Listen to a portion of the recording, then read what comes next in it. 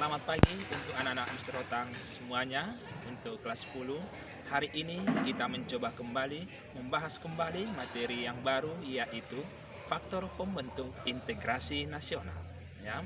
Jadi nakku, tetap juga jaga kesehatanmu, tetap semangat mengikuti proses pembelajaran jarak jauh. Salam SFD.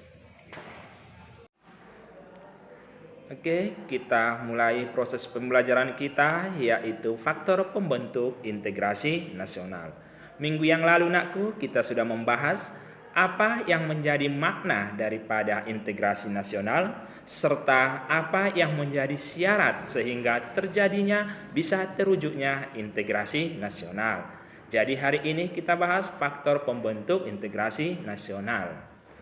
Adapun yang menjadi tujuan pembelajaran kita nakku adalah Bapak harapkan dengan mempelajari materi ini, anak-anak kami, anak-anak Mister Hotang semuanya bisa memahami apa yang menjadi pembentuk integrasi nasional, serta bagaimana tantangan dalam menjaga keutuhan NKRI. Baik, yang pertama kita bahas faktor pembentuk integrasi nasional.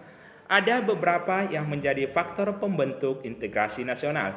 Yang pertama kita lihat adanya rasa senasib dan seperjuangan. Berarti di sini kita semua warga negara harus ikut serta merasakan bahwa apa yang dirasakan yang lain ataupun masyarakat yang lain dan juga bangsa kita juga ikut merasakan hal yang sama. Ini dari segi faktor sejarah, misalnya untuk memperjuangkan dan memperoleh yang namanya kemerdekaan kita. Kita harus ikut serta merasakan bagaimanakah dulunya para pendiri bangsa, para pejuang bangsa kita untuk memperoleh kemerdekaan.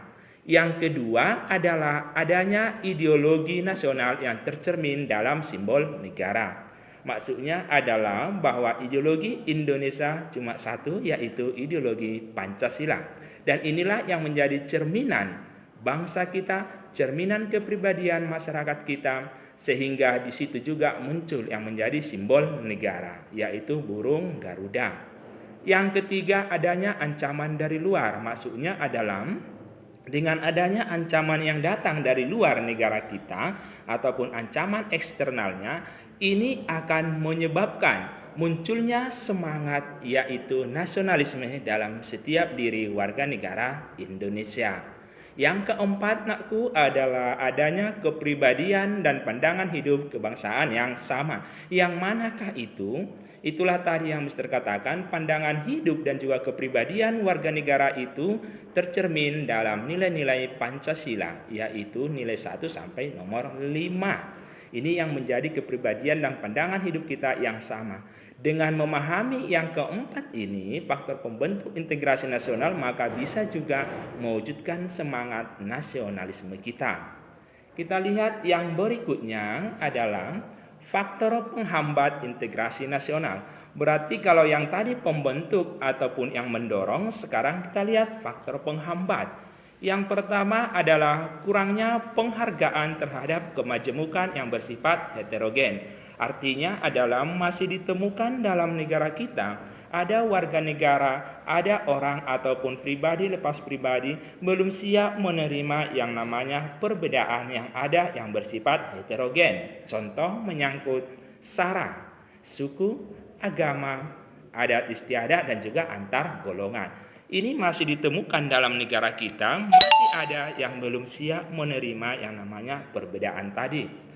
Yang kedua kita lihat kurangnya toleransi antar golongan. Berarti ini adalah toleransi kita warga negara ini masih menemukan adanya sikap yaitu tidak membiarkan, tidak memberikan kesempatan kepada yang lain untuk mewujudkan yang namanya integrasi.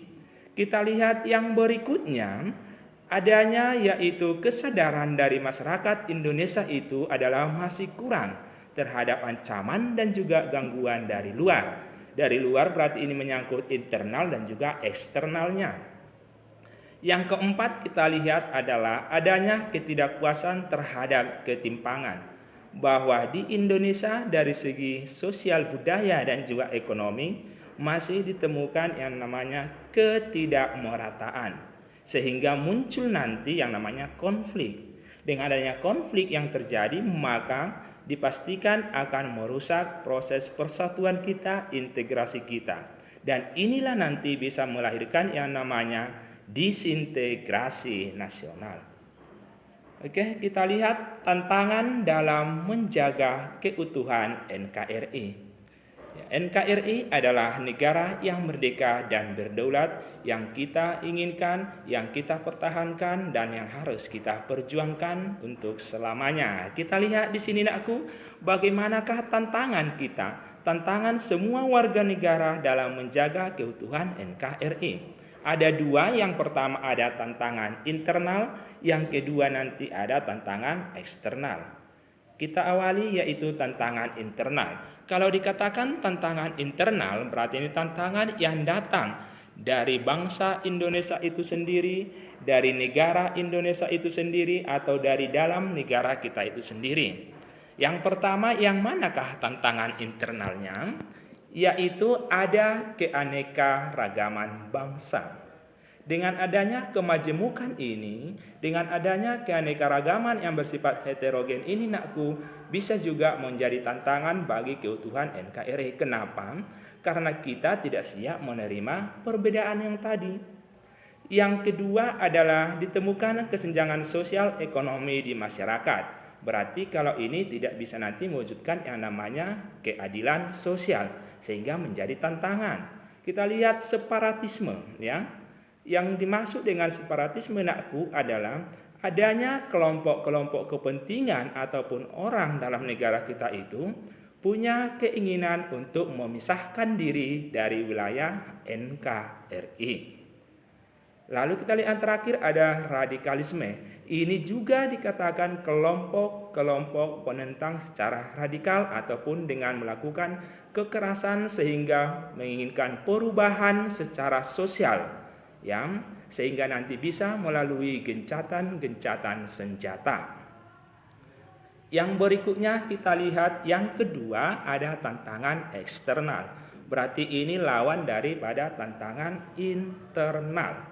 Kalau dikatakan tantangan eksternal berarti tantangan yang datang dari luar negara kita, dari luar bangsa kita, dari luar diri warga negara itu sendiri. Yang pertama kita lihat ada globalisasi. Globalisasi kenapa dikatakan menjadi tantangan eksternal? Karena maknanya di situ akan muncul perubahan secara global. Ini berasal dari globe, ya, yaitu perubahan secara menyeluruh. Ini datang dari luar negara kita. Lalu kita lihat ditemukan adanya intervensi negara asing. Ya, ini campur tangan daripada negara asing. Lalu yang paling berbahaya yang bisa menjadi tantangan yang datang dari luar adalah jaringan narkoba internasional. Jadi nakku, ini beberapa materi kita yang harus kita pahami. Jadi Bapak harapkan ya, harus anak-anak kami buat catatannya dengan rapi, dan juga tolong nanti untuk tugas ya, untuk tugas nakku jangan biasakan terlambat. Ya, jadi hari ini sampai di situ nakku proses pembelajaran kita. Tetap jaga kesehatanmu, tetap semangat. Sampai jumpa minggu depan. Salam SFD.